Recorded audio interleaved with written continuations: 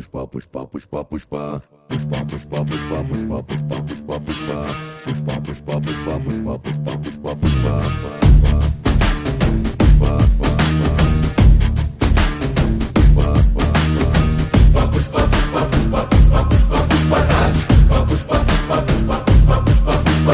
ಗಡ್ಡ ಹಂಗೆ ಸವರುತ್ತಿದ್ರೆ ದೇಶವೇ ಹೆದರಿತ್ತಂತೆ ನೀ ಭುಜವಾಗೆತ್ತಿ ನಡೆಯುತ್ತಿದ್ರೆ ಹುಲಿಯೇ ಬೆದರಿತ್ತಂತೆ ನೀಗೆದ್ದು ನಿಂತರೆ ಏರಿಸಬೇಕು ಬಾನ ಎತ್ತರ ಬಂತೆ